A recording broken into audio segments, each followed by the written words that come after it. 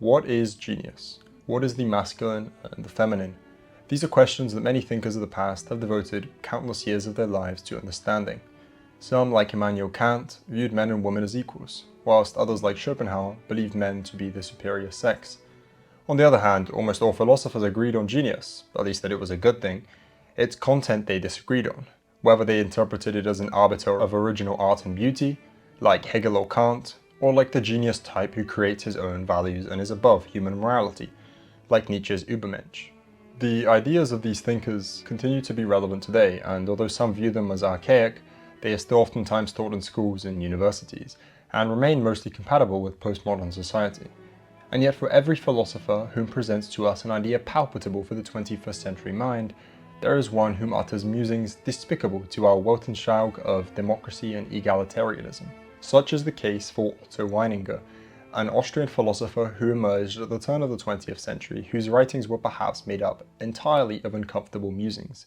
Be it his denial of the female soul, his conception of the universal genius, or his scathing critiques of Judaism, despite his own Jewish heritage, Weininger was and still is enveloped in controversy. Not only are his ideas widely rejected now, but even for his time, they were contentious. Many of his professors, among them being Sigmund Freud and Friedrich Jodl, were critical of his thinking. In his short life of 23 years, he wrote only one book, yet its legacy was immense. The single volume he wrote covers an impressive scope, chock full of ideas that, although not always correct, are always unique. He didn't write purely from an empirical stance, but from intuition, for which reason his writing often reads more like poetry than philosophy.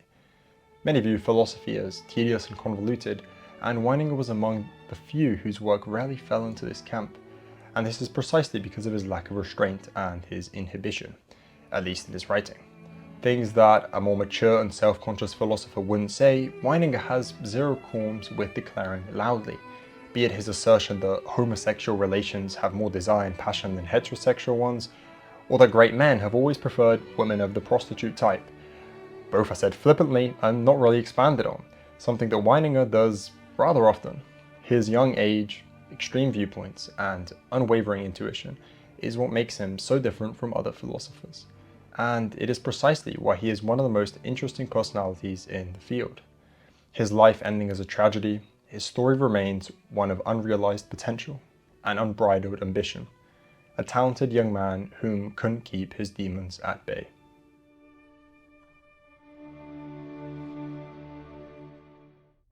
Otto Weininger was born on April 3, 1880 in Vienna, the capital of the Austro-Hungarian Empire, during what was a turbulent time to say the least. On one hand, Vienna was a booming cultural hub, paving the way for minds like Sigmund Freud and Gustav Mahler. Its leader, Emperor Franz Joseph, had already held the throne for over 30 years by the time Weininger was born, already a long reign that would only continue. The empire, and likewise its capital, exuded stability, but the reality was that it was a melting pot that was barely withstanding the pressure that was building up within. Whether it was the cultural and ethnic discrepancies between the many different peoples, or the emerging focus on sexuality and ethics, and the parallel rise of decadence, the empire was eating itself from within, and Vienna was the center of it all.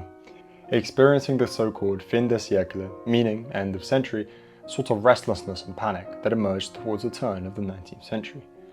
An age of turmoil and tension is precisely what gives birth to great minds. Think the Peloponnesian War in ancient Greece, and the slew of important men it spawned, be they generals like Pericles or Alcibiades, or thinkers like Socrates and Plato. And such was also the case for late 19th century Vienna. Weininger was among those who grew up in this landscape, one that would greatly influence his worldview and ideas. Hailing from a Jewish family, Otto's father, Leopold Weininger, was a goldsmith, while his wife, Adelaide, was a housewife. Although Leopold lacked formal education, he was nonetheless a skilled polyglot and an appreciator of classical music, especially Wagner. Despite being Jewish, Leopold didn't care much for the faith and was even later described as anti-Semitic by his own daughter. His marriage to his wife was also quite tenuous and not very happy. Leopold viewed her more as a housekeeper and a caretaker than a life partner. Our father's beliefs and behaviors influenced his son greatly, and such too was the case here. Otto would become an excellent student and would pick up his father's language skills, writing an etymological essay about Homer at 16 and learning 7 languages by the time he was just 18 years of age. Despite his academic success, Otto wasn't an ideal student, preferring to follow his own studies than those assigned to him, and often being difficult in the classroom. After graduating, he would enroll in the University of Vienna, majoring in philosophy. He was a serious and steadfast young man, far from the usual easygoing and partying student stereotype, of which he was highly critical of. Otto preferred to spend his free time deliberating on the most difficult philosophical subjects with his friends, often for many hours and long into the night. His friends would describe him as a passionate thinker, the prototype of a thinker, as well as being very gloomy. Happiness was by and large alien to his nature. At most, Otto would enjoy the beauty of nature or music. It was during his time in university that Otto would take a serious interest into sexuality and the woman question. He planned to write a monograph called Eros and Psyche, a biopsychological study, and after a couple months of devoted work, he completed a 67-page outline which he would send to the Viennese Academy. His friends and professors found Otto's strong interest in sexuality rather unusual, considering his scholarly and Puritan character. One of his companions, Hermann Swoboda, details that although Otto wasn't mentally ill, he did have an instinctual deviation, which he claims infected Otto's psyche until it destroyed it. What exactly this sexual neurosis was is unclear, or whether it even existed at all. Some theorize Otto was a repressed homosexual, which Swoboda rules out, whilst others speculate that he may have been sexually abused, and from this acquired an unusually intense sexual urge that clashed with his sensitive, higher mind. Though his personal motivations aren't crystal clear, we can almost with certainty conclude that the zeitgeist of Vienna at the time played a significant role in Otto's interest in sexuality. It was a leading topic of interest for Viennese intelligentsia, and sexology as well as psychosexuality were picking up traction fast. Much like the early 21st century Western world, end-of-century Vienna had a hyperfixation on sexuality that stemmed from their supposed stability but signaled their internal corruption, a quite common occurrence in the decline of a civilization. A couple months after writing this monograph, Otto expanded it, added a new chapter, and presented it to Sigmund Freud. Despite the revisions Otto made, Freud was unimpressed by the manuscript and refused to recommend it for publication. He advised Weininger to spend the next 10 years gathering empirical evidence for his work. "The world wants evidence, not thoughts," Freud said. Weininger retorted that he would rather write 10 books in the next 10 years than follow Freud's advice. His manuscript rejected by Freud, Weininger then submitted the work to Friedrich Jodl and Lorenz Müllner. Jodl was the leading philosopher at the University of Vienna, and he took a liking to the outline and expressed his willingness to supervise its expansion into a dissertation. Jodl also promised to recommend it for publication if he was happy with the final product. Weininger sank into a winter depression following this meeting. He immersed himself in plays, especially Ibsen, and grew quite interested in ethics and the Jewish question. When he did begin the dissertation in March 1902, he was working at full speed, finishing it just before the end of April. The new version had difficulty harmonizing Weininger's previous biological writings with his newer, more metaphysical ideas. Despite this, it was received positively by his professors.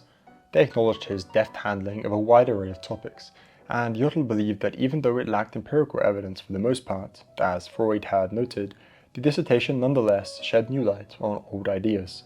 The other examiner, Müllner, agreed, praising Weininger's critical thinking and sharp observations. It wasn't all good news, however. Both examiners had serious doubts about certain aspects of the work. For example, Weininger's denial of self to women Jodl viewed as a mere fantasy, and he also reproached his vitriolic attacks of important figures within the intelligentsia, among them being Ernst Mach, a physicist and philosopher who was a colleague of Jodl's. Müllner observed that much of the dissertation didn't read like a scholarly work, but instead like speculative conjecture. He also wasn't happy about the prevalence of anti-woman rhetoric. Both agreed that Weininger would do best to get rid of these speculative elements from his writing, revise his work, and then they would consider it again for publication. Otto was dissatisfied with this response to his manuscript, and upon graduating he would immediately convert to Protestantism, specifically Lutheranism, one of the most Puritan denominations of Christianity. He had discussed the idea of conversion earlier with his father, and Leopold had counseled him against such a rash decision. His father hadn't seen much genuine Christian inclinations in his son and believed Otto wished to convert for philosophical reasons, more than faith alone. Otto's ample mention of the Trinity and Christian doctrine in his book point to the idea that he was infatuated with what the religion represented and the divinity it strove towards. Otto also began completely rewriting his dissertation with intent to find a publisher this time, and in March of 1903, Wilhelm Braunhofer agreed to publish the work under the reformed title of Sex and Character, a suggestion made by Frédéric Chopin. Weininger still thought there was much revision that the book needed, but it wouldn't be long until he wrapped it all up. The book would be published in June the same year. And it was the reaction and the reception that followed that would push an already bipolar and unstable Weininger to a breaking point.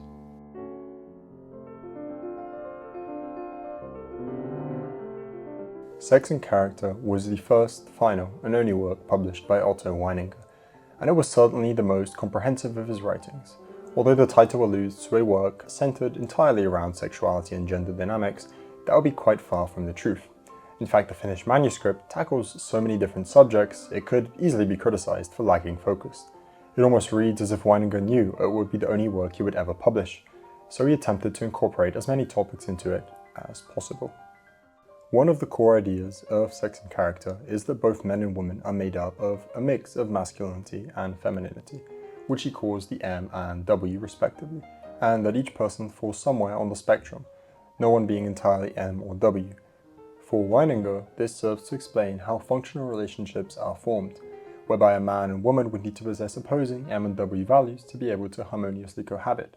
Say if the man was 70% M and 30% W, his ideal female partner would be 70% W and 30% M, filling in his part to make a complete whole.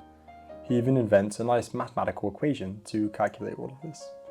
Albeit not a very complex observation to make, Weininger was still one of the first to notice and write of it, in an attempt to make sense of gender dynamics. You might be wondering now if this hypothesis is applicable to homosexual relationships, and the answer is yes, it is. Weininger writes, "The homosexualist is that type of sexual invert who prefers very female men or very male women." The idea here being that a homosexual man with a low M value would follow the law of attraction and couple with a man with a high M value to balance the relationship, just like heterosexual relationships, but inversed. It seems to follow a sound logic, and it does in some ways explain a lot of gender dynamics of both orientations, but it does lack one thing. It has no explanation as to why the person is attracted to the person of one sex as opposed to the other. Under Weininger's logic, all people are bisexual provided their gender values align, which is just not congruent with reality. There is too much evidence pointing to the fact that humans are attracted to a person because of their sex, and not their masculine or female essence, though this does also play a role. It only makes sense when distinguishing between members of one sex and not both. For example, a heterosexual masculine man with a high M will always choose a high W woman over a low W woman, or that a homosexual masculine man will always choose a low M man over a high M man. Weininger himself admits that there is an aspect of homosexual relationships he doesn't understand, writing, "The pederast may be attracted either by very male men or by very female women. The origin of pederasty is a problem in itself and remains unsolved by this investigation." Pederasty in this sense meaning homosexual men whom for some reason don't follow the law of attraction, for which Weininger concedes that he has no explanation. This theory of universal bisexuality, although interesting and thought-provoking, lacks the needed support for it to actually make sense, which extends to a good deal of Weininger's writing. He also quite nonchalantly in this section of this book says that homosexual desire is greater than heterosexual desire, which comes as quite a shock considering Weininger's Puritan personality and also how he doesn't really elaborate further. Are these words meant to be praise or criticism? This is mostly where the speculation around his repressed homosexuality comes from, and understandably so, as it is rather strange without context. The best explanation is that Weininger was in fact rebuking homosexuality with this statement, and that the high desire stems from its innate purposelessness, and its lack of any endpoint, no pressure valve, which can lead to it causing even more harm to those involved. A very prominent topic in the book is genius. Weininger denotes a significant number of words to defining genius and understanding its traits, writing, "Universality is the distinguishing mark of genius. There is no such thing as a special genius, a genius for mathematics, or for music, or even for chess, but only a universal genius. The genius is a man who understands everything without having learnt it." For Weininger, a genius is not merely a learned individual who excels in one field, but rather an individual who has the capacity to excel in all fields, provided he so wishes. One who grasps information unaided, who seems to know before understanding why. Perhaps some of the greatest examples of this are the mathematicians and philosophers of ancient Greece, like Democritus, who came up with the idea of atoms, invisible units that make up everything, with absolutely no experimentation, but pure intuition and philosophical speculation. Or Aristotle and his heliocentrism, placing the sun at the center of the universe millennia before it was confirmed by modern science. And in medicine, Hippocrates is still recognized as the father of medicine and was the first physician who stressed the importance of exercise and diet, and that this influenced health and not the gods. History is full of thinkers and artists who seem to know without knowing why, and this is especially the case with most artists. Weininger himself being particularly fond of musicians like Beethoven and Mozart, as great musicians know what sounds beautiful and harmonious, often without understanding why. It's common to hear among artists that they feel struck by inspiration, as if they have beauty thrust upon them, and only after the fact can they understand why it is beautiful, why it attracts. The idea of the universality is one equally present in history. Most of the great minds of the past were very active in many fields. To mention again the ancient Greeks, their philosophers were also mathematicians and political theorists, and even the generals and leaders, as was the case with Alexander the Great. Yes, he may have been Macedonian, but his teacher, Aristotle, was Greek. Even later, during the Renaissance, polymaths like Leonardo da Vinci would make strides forward not only in mathematics and science, but also in the arts. There was a beautiful quote by John Steinbeck on the topic: "There can't be any more universal philosophers. The weight of knowledge is too great for one mind to absorb. There will come a time when one man would know only one little fragment, but he would know it well." Even the layman of before had a more universal scope than the modern man, whom specializes in one field his entire life, and never ventures outside of it. A paradigm of modernity which we are forced to wrestle with, that is precisely the opposite of the genius, whom yearns to know everything, possessing a want for knowledge that cannot be confined to one field. Despite his high opinion of genius, there is a heavy burden that comes with it, and it ties directly into its own virtue. Firstly, the knowing before understanding brings with it the difficulty of translating and explaining such a revealed truth to others. He can't give a reason for his conviction to others, at least not in a way they'd understand, because the genius is outside of his own epoch and doesn't follow conventions. As he puts it, the great genius does not let his work be determined by the concrete finite conditions that surround him, whilst it is from these that the work of the statesman takes its direction and its termination. It is the genius in reality, and not the other, who is the creator of history, for it is only the genius who is outside and unconditioned by history. The character described sounding much akin to Nietzsche's Übermensch, who is above human morality. Weininger's genius is someone who creates the rules and ideals of society, not one who lives under them, and society is seldom ready to accept his ideas. It's very reminiscent of Plato's allegory of the cave. The genius understands how something is, but explaining why it is like that to others becomes a monumental task that is enough to drive him mad. Additionally, the genius bears the weight of his greatest achievements constantly, facing an expectation for him to be able to reproduce again work of his highest caliber, which creates a crushing feeling of failure when the genius cannot currently reach these heights. Weininger explains, it results from their periodicity that in men of genius, sterile years precede productive years. These again to be followed by sterility, the barren periods being marked by psychological self-deprecation, by the feeling that they are less than other men, times in which the remembrance of the creative period is a torment, and when they envy those who go about undisturbed by such penalties. Just as his moments of ecstasy are more poignant, so are the periods of depression of a man of genius more intense than those of other men. Every great man has such periods of longer or shorter duration, times in which he loses self-confidence, in which he thinks of suicide, times in which, indeed, he may be sowing the seeds of a future harvest, but which are devoid of the stimulus to production, times which call forth the blind criticisms, how such a genius is degenerating, how he has played himself out, how he repeats himself, and so forth. Again, we see that it is the virtue of the creative peaks of the genius that create his deepest abysses.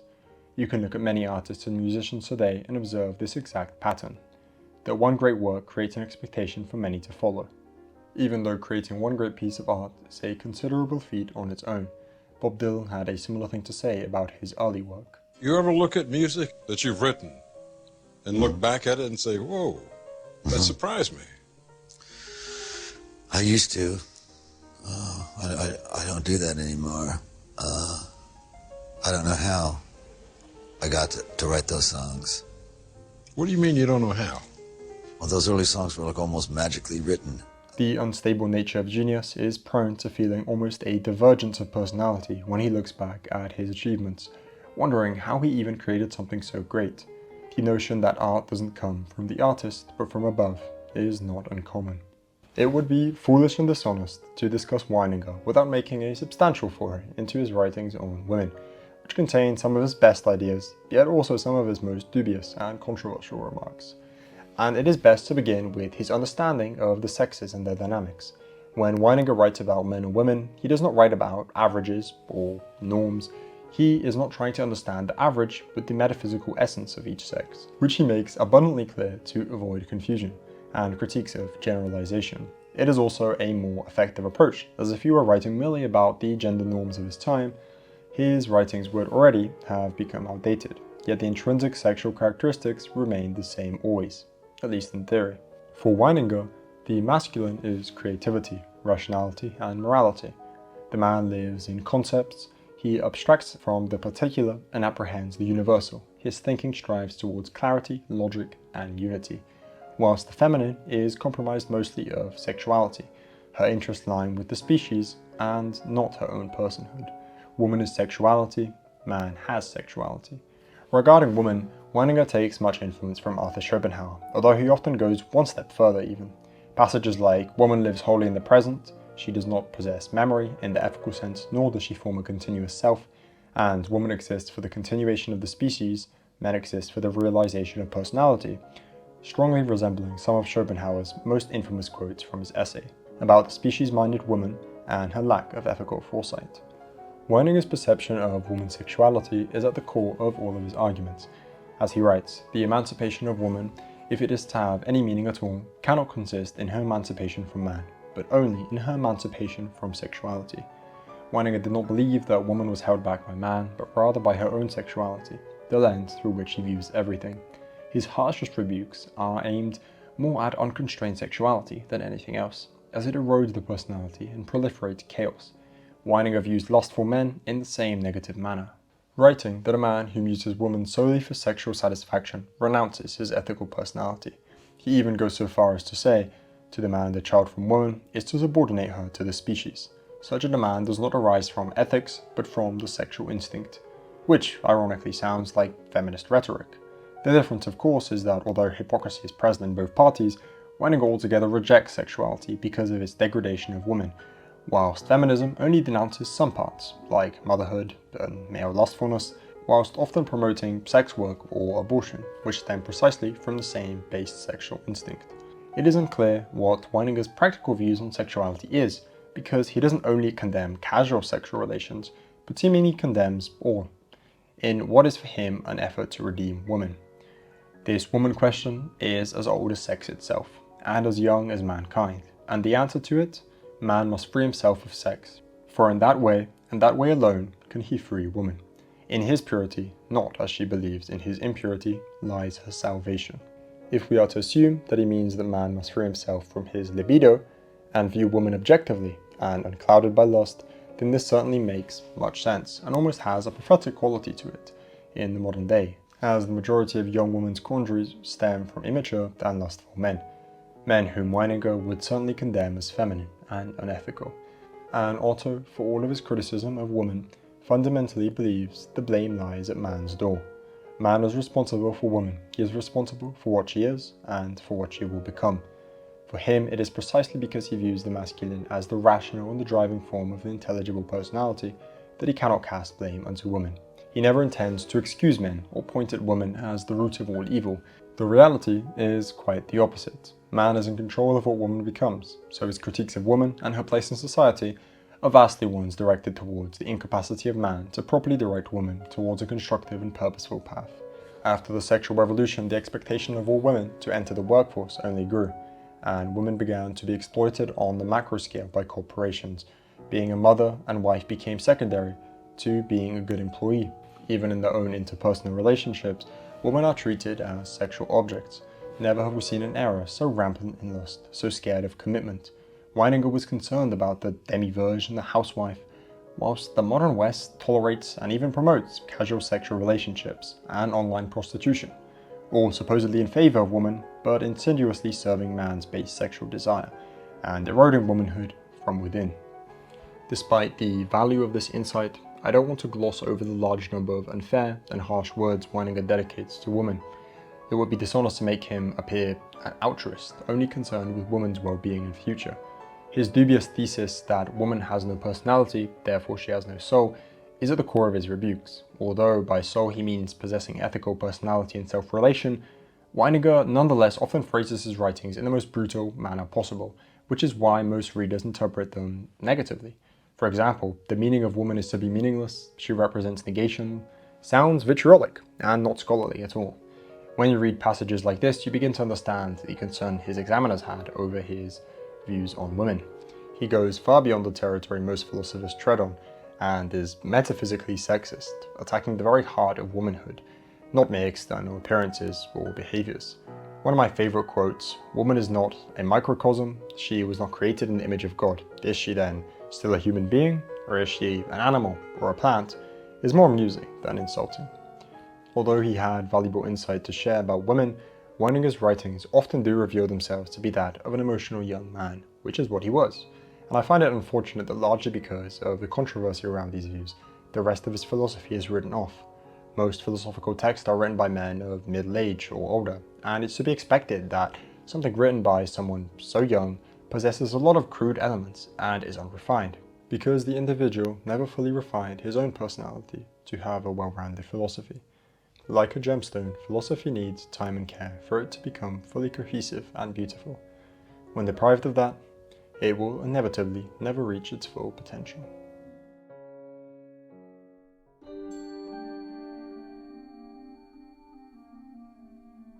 After the publication of Sex and Character, Otto would cascade into a depression from which he would never fully recover. His examiners were shocked by the published volume, and Jodl noted that instead of becoming more objective and thorough, Weininger's arguments had become monstrous. Adding to the fire was that there were accusations of plagiarism from Wilhelm Fliess, a colleague of Freud's, mostly around Weininger's writings on bisexuality, as well as from psychiatrist Paul Julius Mobius, whom accused Weininger of plagiarizing his book on the psychological feeble-mindedness of women. Although it wasn't all negative press, the book failed to cause the immediate sensation for which Otto had hoped, and so, unsatisfied by the reception, Otto would depart for a solo vacation to Northern Europe right after his conversion to Lutheranism, as a sort of inward retreat, trying to get away from an intellectual landscape that was suffocating him. Otto would write to a friend during this time that he had entered a depressive and unproductive period, which he was not coping with well. After a couple of weeks, he would return to Vienna, and his mental state had not improved. If anything, it had gotten worse. For Otto, Sex and Character carried a sort of finality. It was such a comprehensive and dense work that upon completion, Weininger was left uncertain about how to continue his life. He didn't continue his studies, nor did he embark on another project. Life had hit the brakes for him, and there seemed to be no path forward. He confided to a close friend, "There are 3 possibilities for me: the gallows, suicide, or a future so brilliant that I don't dare to think of it." Stagnating mentally and spiritually in Vienna, Otto would again leave the capital, this time for a trip to Italy, but this too would do little to alleviate his strained and burdened psyche. After a short time away, he would return to his parents' home, spending 5 days with them, before renting a room in the house where Beethoven had died. He moved in on October the 3rd, and the same evening he wrote to his father and brother that he was going to kill himself. Only hours later, Otto would take his revolver out and he would shoot himself in the chest, collapsing on the floor where he would bleed out all night. By the time his brother Richard received the letter and rushed over frantically to the house, his younger brother was barely alive. Otto would be taken to the hospital, and despite the best attempts that were made to save him, he would pass away the same day, on October 4th, 1903, at just 23 years of age. His family would respect his Lutheran conversion, and he would be buried according to Protestant rites. His father supervised the funeral, and he would also write the epitaph for his son's grave. This stone marks the resting place of a youth whose spirit never found peace here below. and when he had revealed the revelation of himself and of his soul, he could no longer bear to be among the living. He sought the death chamber of a great one in the Schwarzspanier house in Vienna, and there destroyed his physical body.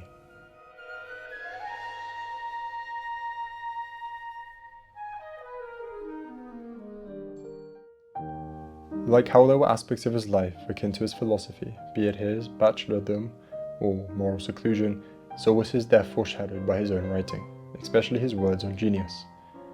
Every great man has such barren and sterile periods of long or shorter duration, times in which he loses self-confidence, in which he thinks of suicide. Otto was aware of his own plight, the burden that his own psyche and intelligence brought him. There are likely no words better to contextualize his death and the internal struggles that led to it. The fear of not living up to one's reputation, of disappointing others, was to Weininger such a torment that he explicitly mentions how such a situation could drive a genius to suicide.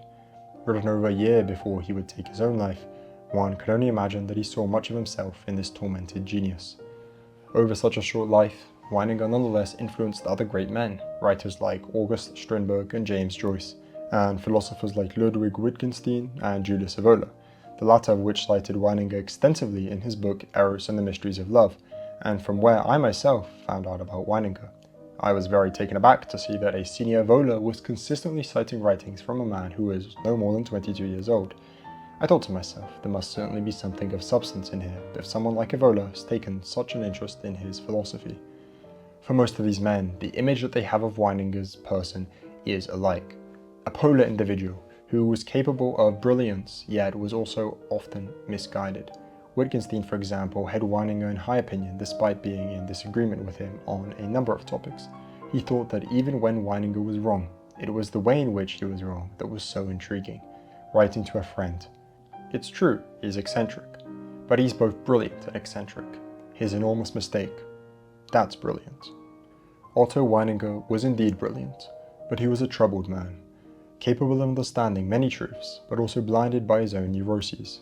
A youth that never managed to overcome the weakness in his personality or the flaws in his philosophy, and never got the chance to develop into maturity. The same intellect and intuition that allowed him to write a book like Sex and Character was what created the weight under which he crumbled.